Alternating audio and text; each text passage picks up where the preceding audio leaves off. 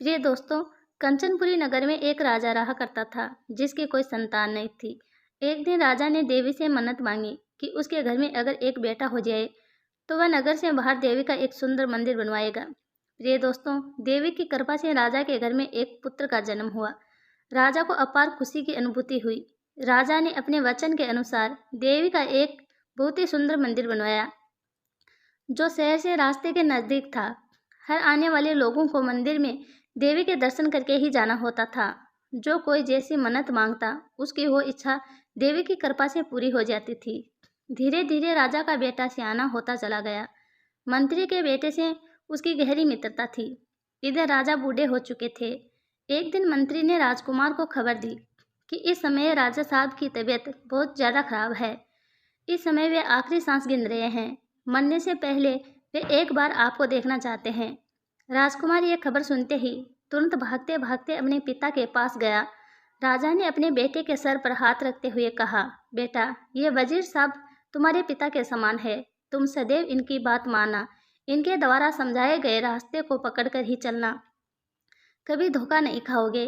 इतना कहकर राजा मर गया। प्रिय दोस्तों, राजा के मरने के बाद राजकुमार को नया राजा बना दिया गया। वो अपने मंत्री की सलाह के बिना कोई काम नहीं करता था। एक दिन मंत्री राजकुमार को महल के कमरे दिखा रहे थे। उन्होंने सारे कमरे खोल करके दिखाया, परंतु एक कमरा खोल कर नहीं दिखाया।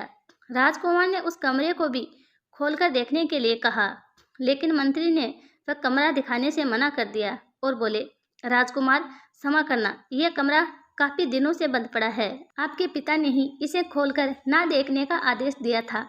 वजीर के मना करने के बाद भी राजकुमार उस कमरे को खोलकर देखने की जिद पर अड़ गया। तब राजकुमार का मित्र यानी वजीर का बेटा कहता है कि पिताजी, अब राजकुमार इतना कह रहे हैं, इन्हें कमरा खोलकर दिखा दीजिए। आखिर ये मेल के ही कमरे हैं। बाग बगीचा राजकुमार का ही तो है। अब तो हमारे ये राजा है और इनका आदेश हमारे सर माथे। अपने बेटे के कहने पर मंत्री ने खोल दिया। राजकुमार विजय मंत्री के बेटे के साथ उस कमरे में गया। उस कमरे में खासियत ये थी कि दीवारों पर तरह तरह की सुंदर राजकुमारी की तस्वीरें लगी हुई थी। उनको देखते ही एक तस्वीर पर राजकुमार की नज़र पड़ी। उसने अपने मंत्री से पूछा कि यह सुंदर मोहनी वाली मूर्त कौन सी स्त्री की है, किस देश के राजा की बेटी है। मंत्री ने बताया, राजकुमार, यह सिंगल देश के राजा जयध्वज की कन्या है।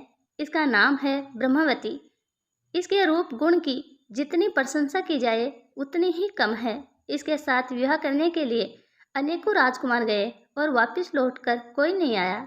राजकुमार कहने लगा, मंत्री जी, मैं आज आपसे एक प्रण करता हूँ कि मैं विवाह करूँगा तो इसी राजकुमारी से करूँगा, वरना कुंवारा ही बैठा रहूँगा।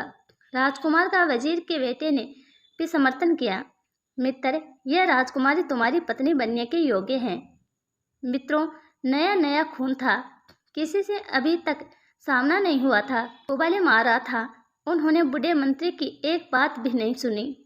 बूढ़ा वजीर उन्हें समझाता ही रह गया कि देखो, सिंगल द्वीप पहुंचना कोई आसान काम नहीं है। 7 समुद्र को लांघ कर वहां जाया जाता है। यदि वहां किसी तरह से पहुंच भी गए तो राजकुमारी तक नहीं पहुंच पाओगे। ऐसे असंभव कार्य को करना मूर्खता होगी। प्रिय दोस्तों, मंत्री के बार बार समझाने पर भी ये दोनों नहीं रुके। उसने वजीर के बेटे को अपने साथ लिया और रास्ते के लिए कुछ जरूरी सामान को रखकर घोड़े पर सवार होकर चल दिए। चलते चलते पूरा दिन बीत गया। शाम हो गई। दोनों ने बाग में अपने घोड़े बांध दिए। वहीं कुछ खाया पिया और रात बिताने के लिए उसी बाग में ठहर गए। आधी रात का जब समय हुआ तो एक परी का उड़न खटोला उस बाग में आकर उतरा। परियों की रानी ने 2 लड़कों को जब बाग में लेटे हुए देखा तो परियों की रानी उनमें से एक, जो राजा का बेटा था, उस पर मोहित हो गई। परियों ने उन दोनों को सोते हुए को उठवा लिया। उन्होंने जब अपने आप को परियों से घिरा हुआ पाया तो वह डर गया। हाथ जोड़कर बोले, हे परियों, हमें यहाँ से जाने दीजिए। रानी परी कहने लगी, चले जाना, पर जाने से पहले तुम्हें मुझसे शादी करना होगा।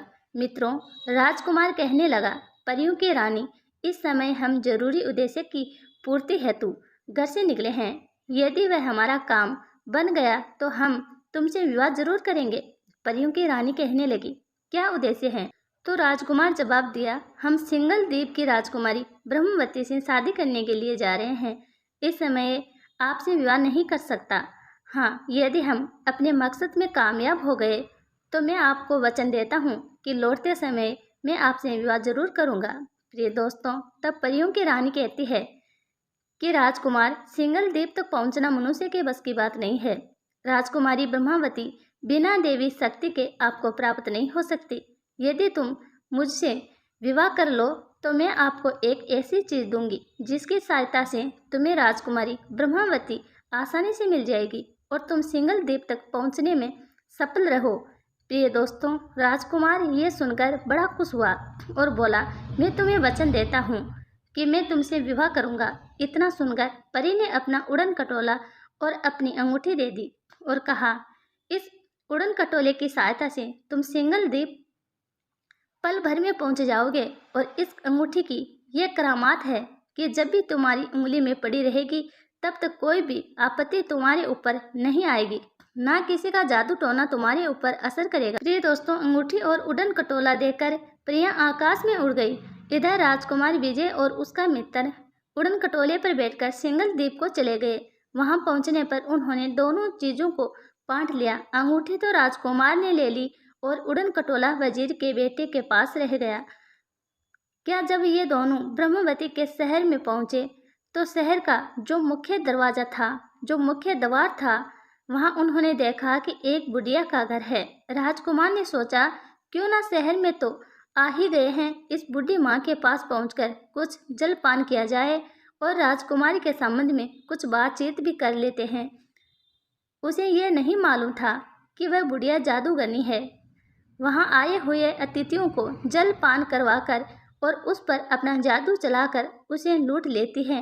राजकुमारी से विवाह की आस लेकर जो भी राजकुमार वहां पर आता था, वह बुढ़िया उस पर जादू चलाकर उसे लूटकर मक्खी मच्छर बनाकर दीवार पर चिपका देती थी। इसलिए आज तक कोई भी राजकुमार ब्रह्मावती के पास नहीं पहुंच सका। सारे राजकुमार तो उस जादूगरनी बुढ़िया ने मक्खी मच्छर बनाकर चिपका रखे हैं। उस बुढ़िया का हाव भाव देखकर वजीर के बेटे को कुछ संदेह हुआ। उसने राजकुमार से कहा, मित्र तुम जाओ, तब तक जलपान कराओ, मैं यहाँ खड़ा होकर तुम्हारी प्रतीक्षा कर रहा हूँ। राजकुमार उस बुढ़िया के पास पहुँचा। जलपान किया तो बुढ़िया ने अपना जादू चलाया। उसके जादू ने राजकुमार पर असर नहीं किया क्योंकि वह परी रानी की दी हुई अंगूठी पहने हुए था। बुढ़िया एकदम समझ गई कि इसके पास कोई जादू को काटने वाली चीज है। अब तो वो मीठी मीठी बातें करती हुई झूठ मूठ उसे बहकाने लगी। बेटा, तुम मुझे पहचान नहीं पाया, मैं तेरी बुआ हूँ। तुझे बचपन में देखा था, तब से लेकर अब तो काफी सियाना हो गया है। मित्रों, ऐसी मीठी मीठी बातें कहकर वह दुष्ट बुढ़िया उस राजकुमार के गले में लिपट गई और बातों ही बातों में उसने राजकुमार की उंगली से अंगूठी निकाल ली और उसे मक्खी बनाकर दीवार पर चिपका दिया। काफी देर के बाद भी जब राजकुमार नहीं लौटा तो मंत्री के बेटे को संदेह हुआ कि जरूर इस बुढ़िया ने उसे गायब कर दिया है। यदि मैं भी गया तो यह मुझे भी गायब कर देगी। यही सोचकर मंत्री का बेटा उड़न खटोले पर बैठकर वहां से लौटकर उसी परियों के बाग में जा पहुंचा और रात्रि में जब परी आई तो उन्हें सारी बात बताई कि सिंगल द्वीप में एक बुढ़िया ने राजकुमार को गायब कर दिया है। परी रानी ने जब देखा तो सारा रहस्य समझ गई। उसने बताया कि उस जादूगरनी बुढ़िया ने राजकुमार की अंगूठी चुरा ली है, इसलिए उसे अपने जादू से मक्खी बनाकर दीवार पर चिपका लिया है। अब तो एक ही उपाय है। समुद्र के बीच में एक छोटा सा द्वीप है जिसमें हजारों की संख्या में ताड़ के पेड़ हैं। वो ताड़ का वन अनेक हिंसक पशु, शेर, चीता आदि से भरा पड़ा है। उसी वन में एक ताड़ के पेड़ पर एक पिंजरा टंगा हुआ है जिसमें एक चिड़िया बंद है। उसी चिड़िया के अंदर इस जादूगरनी के प्राण हैं। तुम इसे मार डालो तो बुढ़िया अपने आप ही मर जाएगी। मित्रों, परी के बताए अनुसार वजीर का बेटा उड़न खटोले पर बैठकर उस ताड़ के वन में पहुंच गया और उस पिंजरे को उतार लाया और पिंजरे में बैठी हुई चिड़िया की गर्दन उसने मरोड़ दी। मित्रों, जैसे ही चिड़िया की गर्दन मरोड़ी, उधर बुढ़िया की गर्दन भी अपने आप मुड़ गई। अब वजीर का बेटा उस बुढ़िया के घर पहुंचा तो देखा बुढ़िया मरी पड़ी है। उसने तुरंत उसके हाथ से अंगूठी निकाली।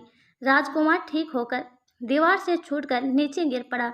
उसने अब तक जितने भी राजकुमारों को मक्खी मच्छर बनाया था, ये भी सब ठीक हो गए।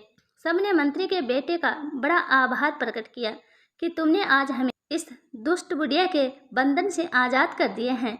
अब हम अपने देश लौट अपने माता पिता भाई बहन से मिल सकेंगे। सब बहुत खुश हुए। झोंपड़ी में मक्खी मच्छर बने हुए सबकी आंखों में खुशी के आंसू थे। ये बार बार उन दोनों को धन्यवाद दे रहे थे। इसके बाद उन्होंने वहीं पर बारात सजाई और उन समस्त राजकुमारों की बारात बनाकर और बारात लेकर रानी ब्रह्मवती के द्वार पर पहुंच गए। बड़ी धूमधाम से ब्रह्मवती के साथ विवाह हुआ और अपने देश को लौट आए। मित्रों, एक बात और बता दूं, जब राजकुमार ब्रह्मवती को पाने के लिए घर से निकला था तो उसने अपने नगर से बाहर देवी के मंदिर में यह मन्नत मांगी थी कि यदि मैं राजकुमारी ब्रह्मवती के साथ विवाह करने में कामयाब हुआ तो मैं देवी के सामने अपनी बलि दूंगा। मित्रों, वचन के अनुसार राजकुमार अपनी पत्नी और मित्र को लेकर घर नहीं गया, बल्कि उसी मंदिर में पहुंचकर मंदिर के नज़दीक पहुंचकर उसने अपनी पत्नी और मित्र को वहीं रोक दिया और अकेला ही मंदिर में प्रवेश करके मंदिर में जाकर उसने तलवार से अपना सिर काटकर देवी को चढ़ा दिया। काफ़ी देर बाद जब वह मंदिर से लौटकर नहीं आया तो उसका मित्र वजीर का बेटा उसे देखने के लिए वहां पहुंचकर मित्र का कटा हुआ सर देखा तो वह घबरा गया। उसने सोचा, दुनिया बड़ी बुरी है, कोई ये तो समझेगा नहीं कि इसने अपने आप अपना शीश स्वयं चढ़ाया है। सब यही कहेंगे कि राजकुमार की सुंदर स्त्री को देखकर वजीर के बेटे की नीयत खराब हो गई है, इसलिए उसने अपने मित्र का कत्ल कर दिया। इसे तो अच्छा है कि यह कलंक लेने से पहले मैं भी अपना सर काट दूंगा। इतना कहकर वजीर के बेटे ने भी तलवार से अपना सर धड़ से अलग कर दिया। काफी देर बाद जब मंत्री का बेटा भी लौटकर नहीं आया तो राजकुमारी ब्रह्मवती स्वयं उन्हें देखने के लिए गई। वहां का नजारा देखकर वह भी हैरान थी। उसके पति और उसके मित्र के सर कटे पड़े थे। ब्रह्मवती सोचने लगी, दुनिया वाले मुझे हत्यारी समझेंगे, मुझ पर कलंक लगाएंगे कि इसका किसी अन्य पुरुष से संबंध होगा, इसलिए इसने अपने पति और उसके दोस्त की हत्या कर दी है। यह कलंक लेने से अच्छा है कि मैं भी मर जाऊं। इतना कहकर उसने तलवार से जैसे ही अपना शीश काटना चाहा, तब देवी तुरंत प्रकट हो गई और उसका हाथ पकड़कर कहा, पुत्री ठहरो, मैं तुमसे बहुत प्रसन्न हूँ जो पति के लिए अपना सर दे रही हो। वरदान मांगो, तुम जो मांगोगी वही मैं तुम्हें दूंगी। राजकुमारी कहने लगी कि हे माता, मेरे पति और उसके दोस्त को जीवित कर दो, मुझे और कुछ नहीं चाहिए। देवी ने कहा, पुत्री मैं इन दोनों को अभी जीवित कर देती हूँ, तुम इन दोनों के सर उठाकर इनके धड़ से मिलाकर रख दो। ब्रह्मवती ने वैसा ही किया। पर मित्रों, जल्दी जल्दी में उसने एक सर दूसरे के धड़ पर मिला दिया। देवी ने उन दोनों को जीवित कर दिया। जब उसने देखा कि ये क्या हो गया है, मेरे पति की धड़ पर मंत्री के बेटे का सर जुड़ गया है, अब क्या करूं? किसे अपना पति स्वीकार करूं? ब्रह्मवती असमझ में पड़ गई। कहने लगी कि हे माँ, मैं तो आज धर्म संकट में फंस गई। एक के ऊपर मेरे पति का सर लगा है और धड़ उसके मित्र का है, अब क्या होगा? ये दोनों उस स्त्री के लिए झगड़ने लगे। एक कहता है ये मेरी स्त्री है, दूसरा कहता है ये मेरी स्त्री है, अब क्या किया जाए? मित्रों, अब तो वे दोनों झगड़ते हुए फैसला करने के लिए राजा विक्रमादित्य के दरबार में पहुंचे। तो राजा विक्रमादित्य ने समझाया, देखो, नदियों में उत्तम गंगा है, पर्वत में उत्तम सुमेरु पर्वत है, वृक्षों में कल्प वृक्ष है और अंगों में प्रमुख सिर हैं। एक हाथ ना रहे तो मनुष्य जिंदा रह सकता है, दो हाथ ना रहे तो भी जिंदा रह सकता है, दोनों पैर कट जाए तो भी जिंदा रह सकता है, यदि सर ना रहे तो शरीर प्राणहीन हो सकता है। जिस धड़ पर राजकुमारी के पति का शीश है वही उसका पति है। सर्वप्रथम वर का मस्तक ही पूजा जाता है, इस हिसाब से भी वो उसे स्वीकार कर सकती है, सिर के बिना कुछ नहीं है। मित्रों, ब्रह्मवती ने अपने पति का सिर जिस धड़ पर रखा था उसे ही अपना पति चुना। उधर राजकुमार के शरीर पर मंत्री के बेटे का शीश रखा था, उसने जाकर परी रानी से अपना विवाह कर लिया। मित्रों, इस प्रकार वे दोनों अपने नगर को लौट आए।